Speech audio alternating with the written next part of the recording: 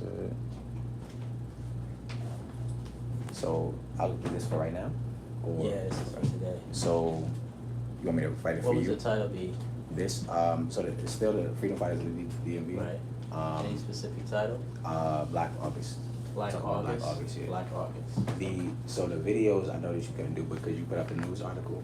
I can put up the news article. Yeah, that's the main one I'm gonna talk about. Okay. That's cool.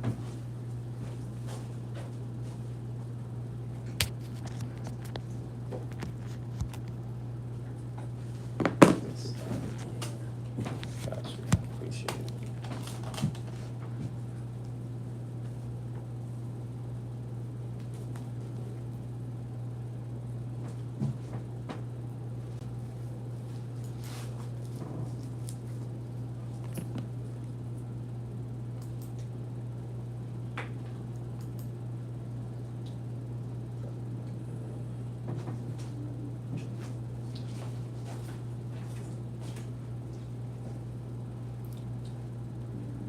Dang.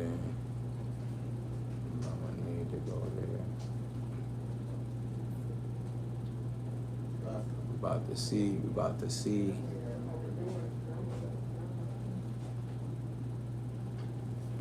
Man.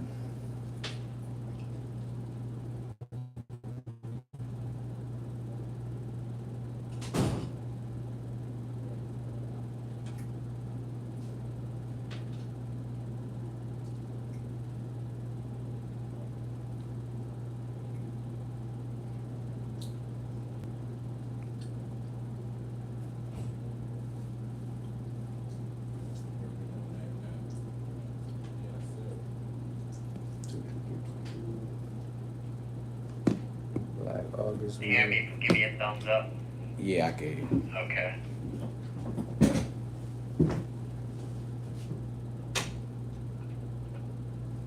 I'm gonna come back in there and try to change the television. Okay. Or if you don't want, that's fine. Do you want to see yourself or no? Yeah, that would help. Okay, I'll come in and switch it up. Thank you.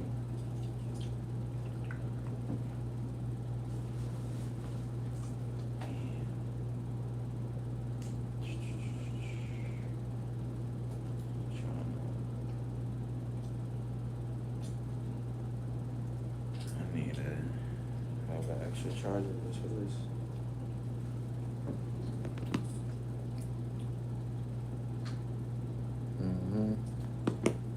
We here. Appreciate y'all YouTube. You know what we doing. WBGR TV. We here. We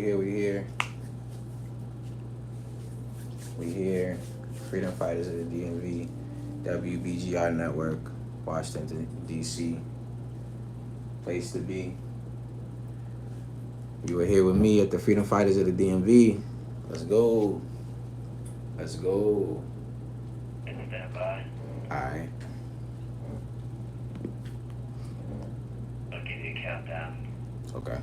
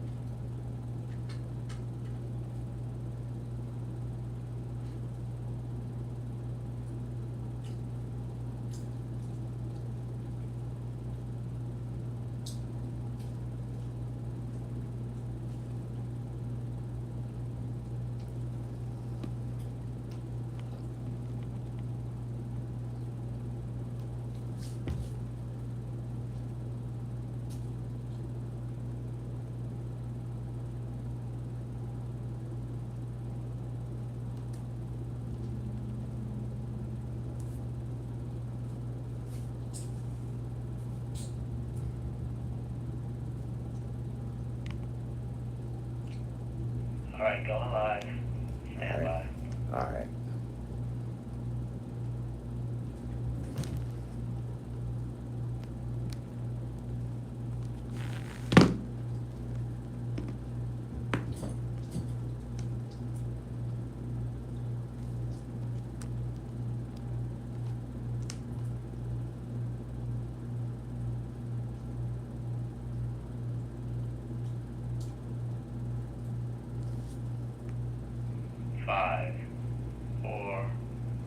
you're live. Go.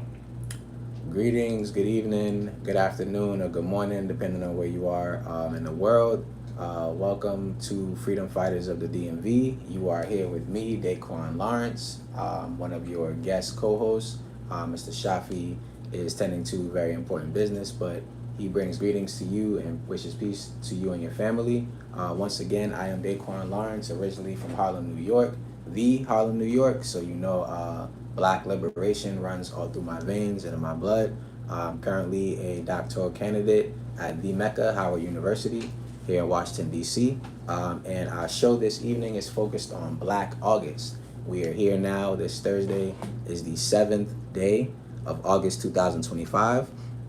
And many of us may not be familiar with Black August, while those of us who are a little bit more familiar with the freedom struggle for human rights for Black people all across the world may be familiar with human rights and the Black August commemoration. So I just wanted to talk to you about Black August, about its origins, the importance of celebrating Black August, recognizing Black August, commemorating Black August, and the importance of its origins, okay? Once again, we are here at the Freedom Fighters of the DMV in Washington, D.C., Washington, D.C., WBGR TV. So we're focusing on Black August this evening. I actually have our caller. We have Mr. Shafi calling in to the show. Before we begin, I'm about to, I have him live here. Mr. Shafi, how you doing? How you doing, buddy? What's going on? Everything is good, King. Just started the show. We're just introducing the Black August topic, and I just mentioned that you were attending to some important business, so perfect timing. Thank you for calling in. Yes, sir. How you doing? Everything How's is everybody? everything is good. Peace be upon you and the fam. Where you want to start? You know how we get down.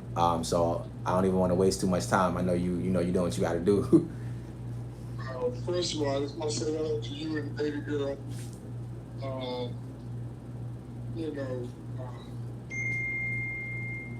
there's a lot of things going on in our society right now, and we got to learn how to stand up on our own and quit using other people's stuff to what you say, like verify. Right. Verify, you know, and vilify us. We don't need to be verified and vilified by someone else's standards. Absolutely. And so like the holidays, you know, we just passed a few of them, got to go back through a few of them. We don't need to be participating in this stuff. We got to show society that we can stand alone and be happy standing alone. Don't be afraid standing alone. And understand, like, being alone sometimes can be great for you. You know, I was telling my son a couple nights ago, someone asked you your name, how do you dress them? I said, most of the time, I take my time. You know, I don't rush out and say, hello, my name is Shirley Shepard. No, I take my time. I look at them. Sometimes I check them, toe to head. And then I take a breather. And then I tell them my name. And because I'm checking them, I'm looking at their man. I'm looking at their posture. I'm looking at, are they a danger to me? Are they good for me? You know, so now they're going to give them a false name. I just need to know who I'm dealing with, so they give me time to think. Absolutely. What is the next question? You know what I mean? Yes, sir. And that gives you your power. You know, they give you your superpower, and they can't take that away because now they have to bow down or bow out. And they know how to approach you. Right. And so, you know, calling to the show is a pleasure. Sometimes you gotta take a breather, you gotta take a step back so you can see what you're doing. And right now I'm doing some business with my son and I, and and I'm standing on business. And I'm standing on it hard. And you know, last week we ran a program with a young man, and we're gonna take that down because this legality. We want to make sure that for the betterment of the person that's involved, I want to make sure that he's going to be all right. Right. And so later on, we will repost that it's obvious that we're hitting things on the head. Mm. And, you know, so let me tell you, when I get back to Washington, you know how they go into the tomb in Egypt and dig up the treasure, dig up the bodies? Yeah. When I get back to Washington, I'm going into the tomb and I'm going to dig up the bodies that have been laying around Washington, D.C. And cause injury to our people. And I'm not going to be playing. I'm not going to be playing with Capitol Hill. I'm not going to be playing with the police departments. I'm not going to be playing because we need someone to stand up, and our people need to be able to stand up with us. Yep. We can't do this by ourselves. We keep watching our leaders get terminated because we won't stand together. Mm. At the end of the day, we're going to get up out of here anyway. So we might as well stand hard. You do something to me, I'm going to do something to you. It's just that simple. Because I'm not breaking no rules. And so that's how we got to live our lives. Don't break no rules. Nah, that's the truth, and that's a fact. And I don't even mean to interrupt, but just letting you know where I'm about to take it. And you're gonna see this. Again, with all due respect to the brother and the gentleman that is going through what he's going through and what will be going through with the trial. The topic for this week about Black August is going to actually focus. I'm about to break down the origin of Black August and Brother George Jackson, who was the Black Panther Party's field marshal that was incarcerated in San Quentin prison, in the 70s or in the late 60s, 70s. So, everything always comes full circle, with this capitalist society where they do what they do, and they do the smoke and the mirrors and try to act like there's progress. But really, the more things change or the more they shift the conditions, the more, the foundation is the same. The foundation is still racism. The foundation is still them castrating us and doing what they do. So, one way or another, everything, this is how the universe works, especially us as Black people. So, everything is everything. Yeah, last week I didn't mention Jesse Washington, I don't think, but this is what they do. Jesse Washington was murdered, hung, shot, stabbed. They even took souvenirs out of his body.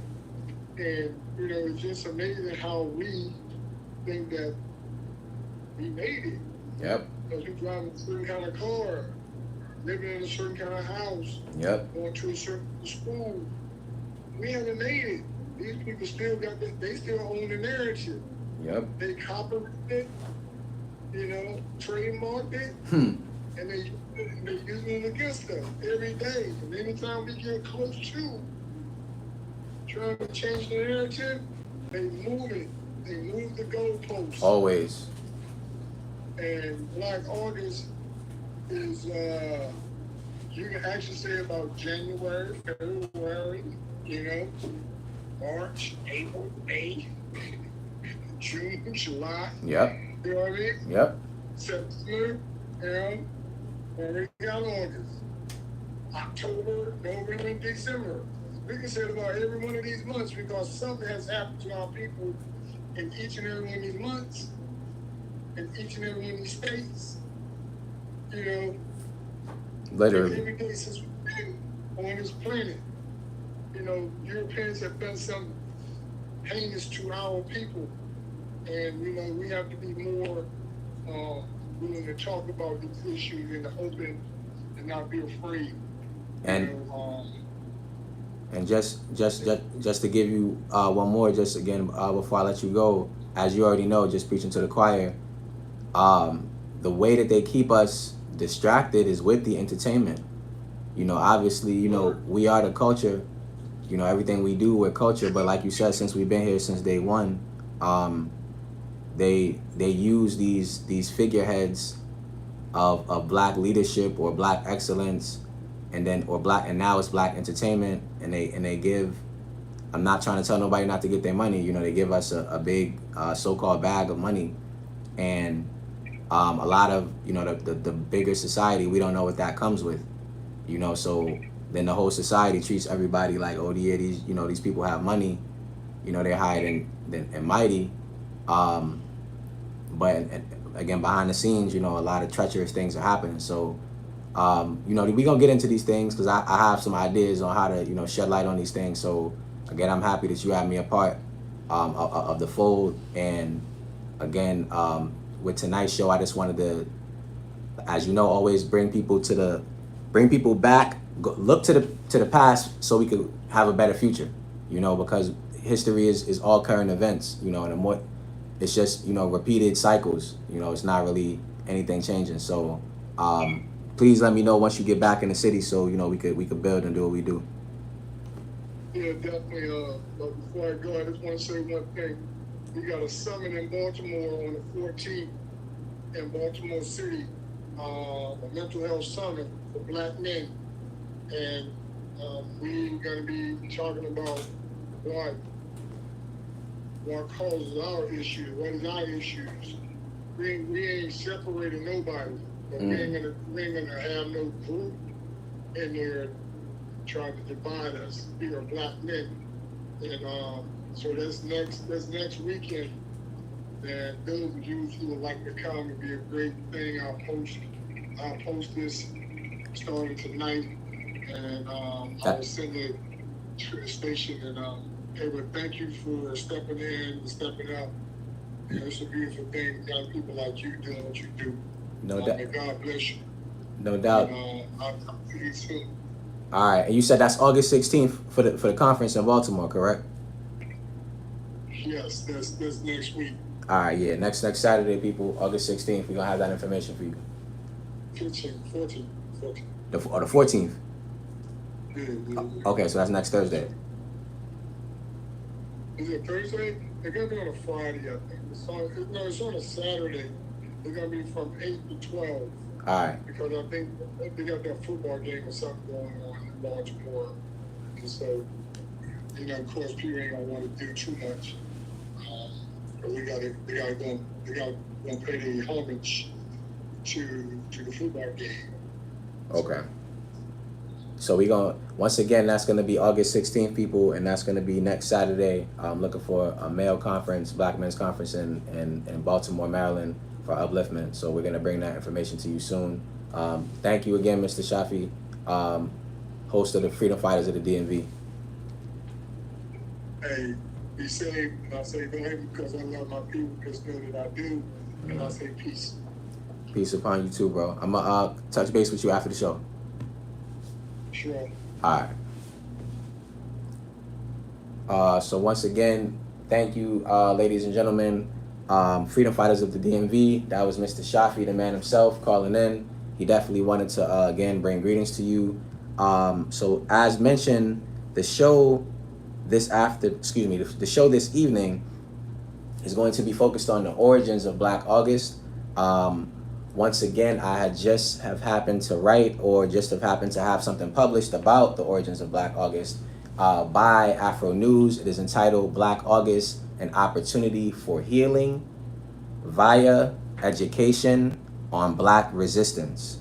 The Black resistance struggle, Black liberation struggle, Black human rights struggle, struggle for human rights, struggle for Black liberation. It has many names.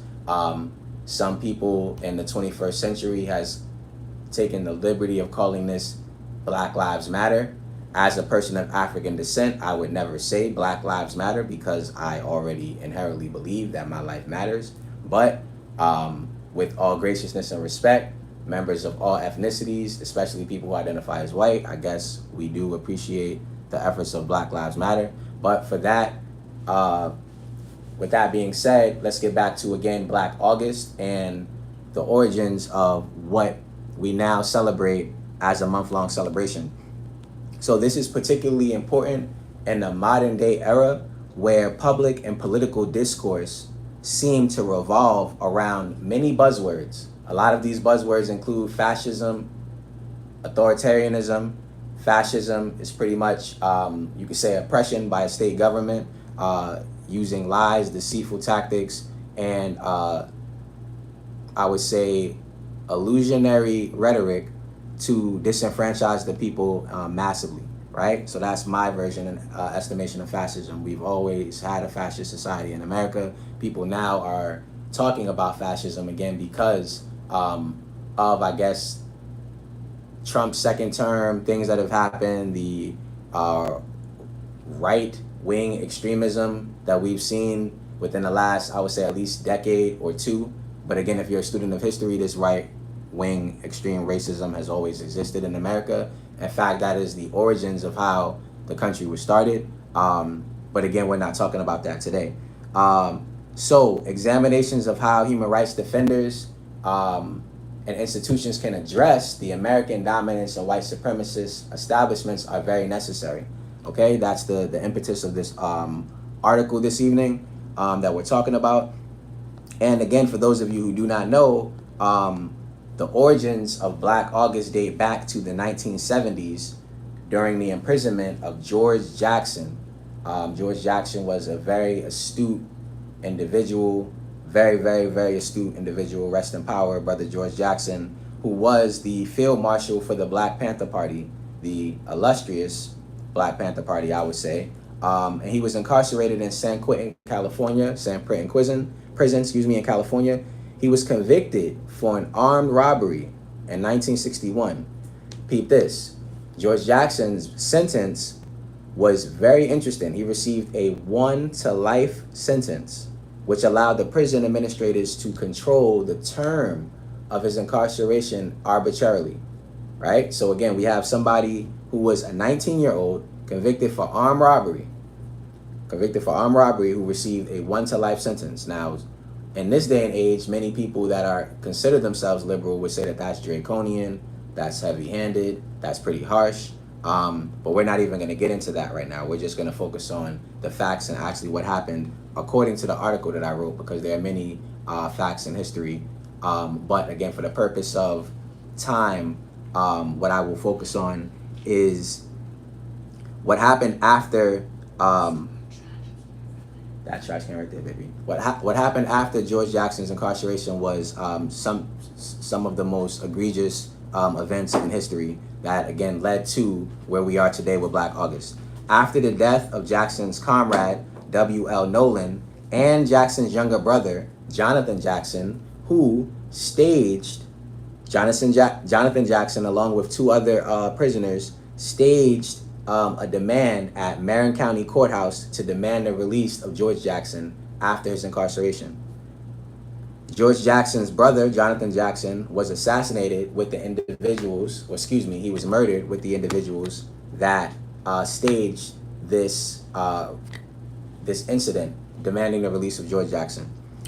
George Jackson was later assassinated by a prison guard in August of 1971, August 21st to be specific, a year after the courthouse tragedy when Jackson's younger brother and the 2 other individuals that were demanding George Jackson's release were killed by officials. Considering these events, you can eat that, Destiny. Considering these events, in addition to the plethora of other events that have happened in August, including the liberation of Haiti, or the Haitian Revolution, which started in August, as well as other Black holidays, or some would say the lack of Black holidays, which may call for more Black holidays, or with the current list of established holidays, Black August is very important, if not the most important holiday, because it calls attention to political prisoners, including George Jackson and others who were very active in the Black liberation movement in the 1960s and 70s, and as well as other human rights defenders revolutionaries, freedom fighters, radicals, political prisoners, again, both living and deceased. Some of these women and men are currently incarcerated right now. Some of these women and men, including individuals like, Assata Shakur, are currently on the run and not in America because of them fearing for their life and their supposedly due imprisonment for them advocating for the human rights of people of African descent. So, Black August again is very important because in the 51 years since George Jackson's death, Black August is now a month-long awareness campaign calling attention to these important facts and the lack of engagement or the lack of, one would say, change or progress in a capitalist system.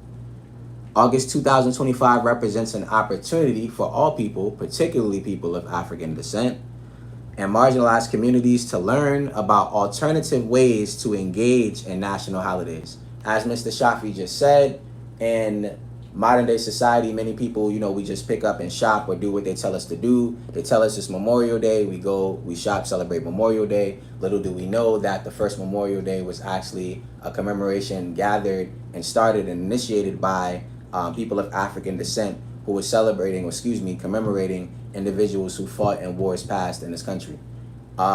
We talk about the 4th of July or Independence Day. In 1776, people who look like me were actually still enslaved. We were being raped, abused, castrated politically, economically, socially, and culturally. Some of that stuff is still happening today.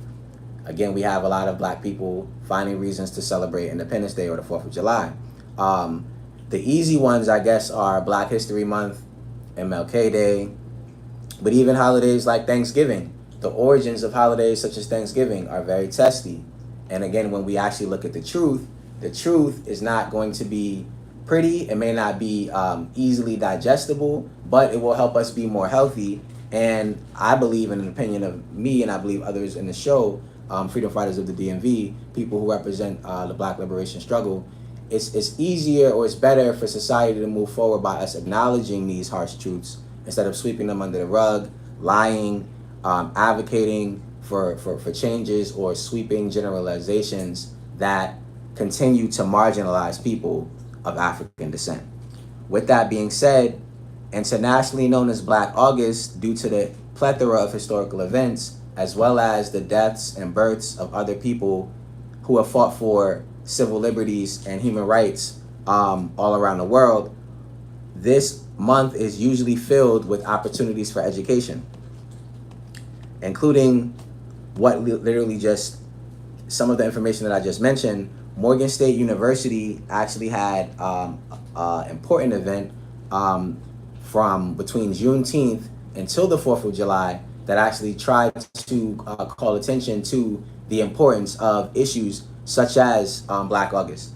What we're showing now on the screen is actually an article and a poem and a piece that I will get into in the future called Black Equalism. Black Equalism is a human rights philosophy that calls attention to people of all African descent despite their class status, political status, economic status, and social status, and calls for us to work together to be able to change things in our society. Black Equalism, I believe I published this in 2018 originally, and since then I've developed this into a video. I've written an article on Medium. You can check that out. Again, I'll have more information in the future about this, but Black Equalism to me is what we can do in modern day society, helping and calling attention to, again, people of African descent or all marginalized communities despite wherever they may be in the world, especially, again, people of African descent. Black Equalism is a social, economic, and political construct or philosophy that, again, focuses on the fact that Black people have way more in common despite anything that separates us, again, such as religion, such as skin color, such as region, such as education, such as our job or occupation. All of these things are like different features, like somebody having a goatee or a beard, somebody having hair, somebody having short hair, somebody having dark eyes, somebody having light eyes. Yeah, these features change, but once upon a time, black people, or excuse me, which still happening today, once upon a time, Dr. Martin Luther King said that people should not be judged based on their outside qualities, but the content of their character. If that holds true today, black equalism is a philosophy that is more than necessary, because that would allow things like Black August to happen or be celebrated every day. We would have Black August, Black September, Black October, Black November, Black December, so on and so on, if you get my drift. Dr. Natasha Pratt Harris actually spoke about the importance of alternatives.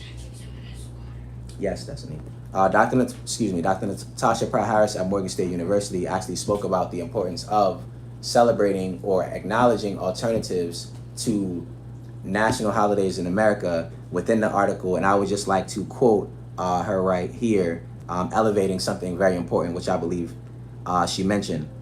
During the recent Race and Social Justice Summer Institute, Dr. Raymond Wimbush, another former professor at the illustrious Morgan State University, my alma mater. You see I'm representing Morgan heavy right now. Got the blue and orange. You see what we're doing. Dr. Raymond Wimbush discussed reparations and the importance of Juneteenth as opposed to July 4th, and how the former is significant for black people in terms of racial and social justice. So for anybody that's interested, again, in racial healing, social justice, human rights, social healing, whether you're a person of African descent or if you're of any other ethnicity or variation, if you're truly interested, I would check out this institute that was hosted by, the Race and Social Summer Justice Institute that was hosted by Morgan State. Dr. Pratt Harris acknowledged that from June 16th to 27th, the Du Bois Diggs Center for Race and Social Justice at Morgan State University hosted the institute to engage stakeholders in meaningful discussions and workshops on race and social justice issues. Throughout the 2-week hybrid program, it was hosted online and in person. Attendees participated in both in-person and virtual events such as workshops, lectures, cultural walking tours, and site visits around Baltimore, as well as a panel discussion with community and social justice advocates to create strategies for liberation. So events like these are happening at many HBCUs around the nation. Morgan State is one example that I'm elevating now because Morgan State is near and dear to my heart. Morgan State is within the Beltway, which is not too far from Washington, D.C., where we are airing right now at WBGR TV network. So again, as I conclude, Dr. Pratt Harris mentioned that I like for people around the world and nation to find reasons to recognize Juneteenth between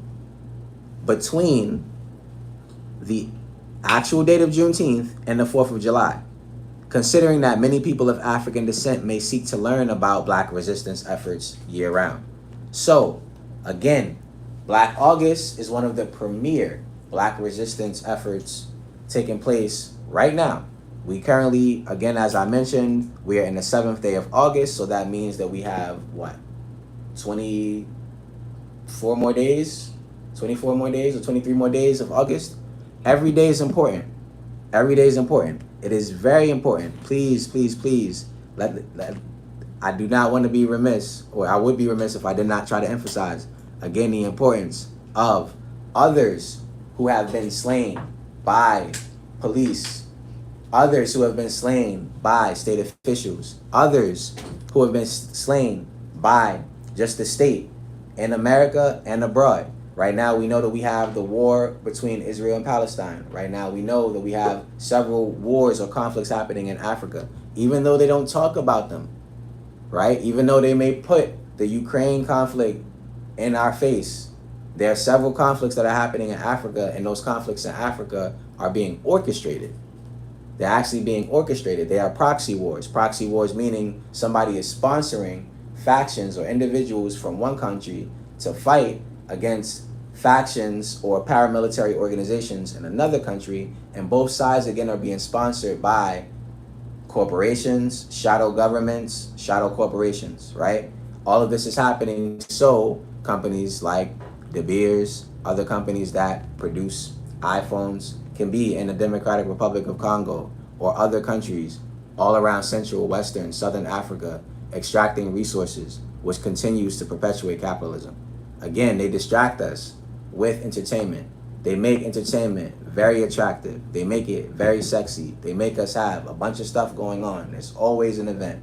There's always music. There's always basketball. There's always something else for our kids to get into.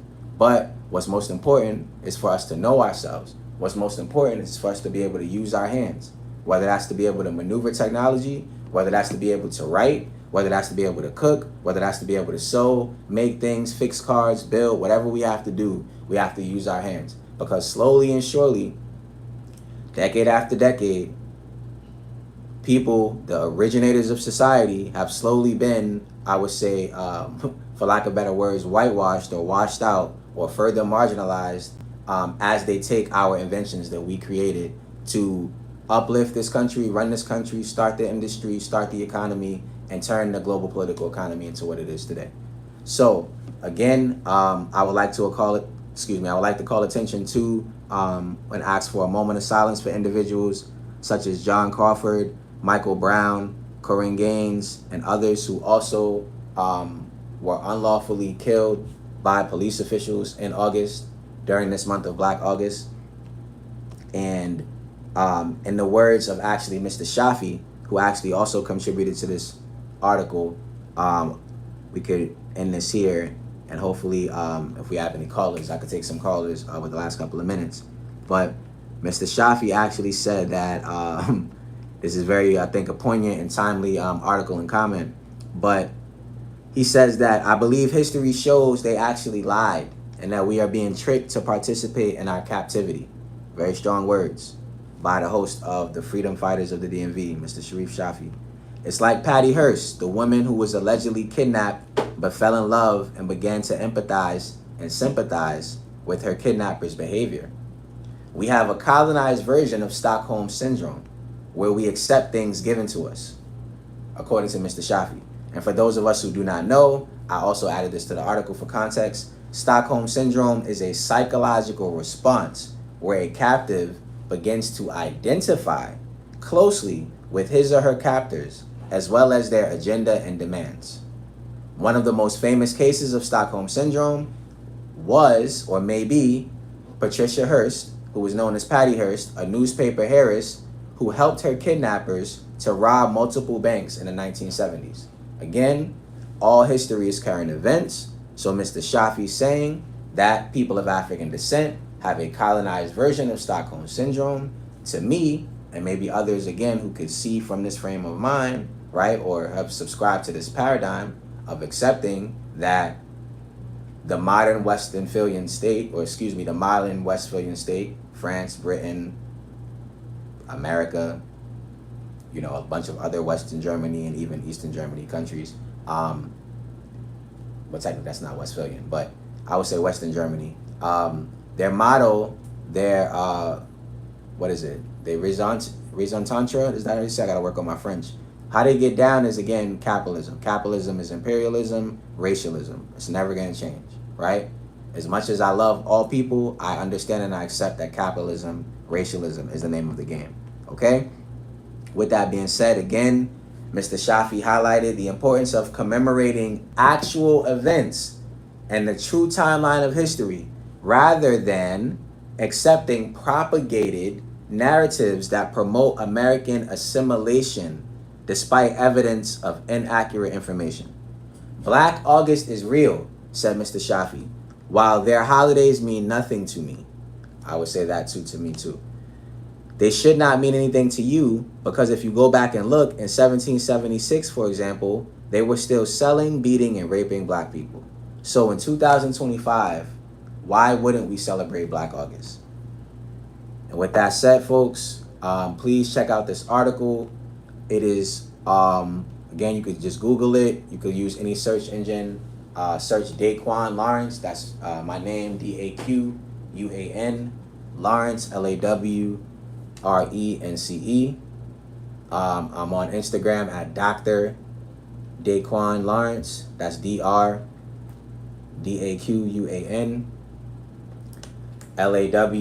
LAWRENCE.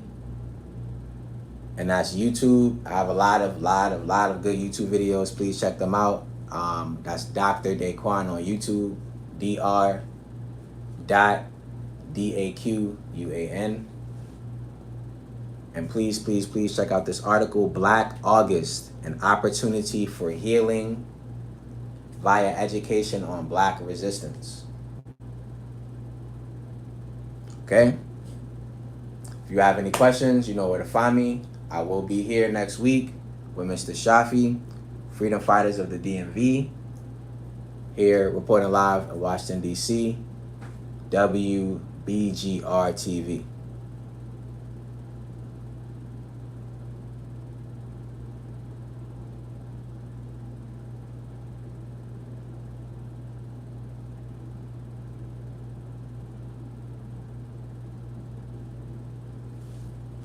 All right.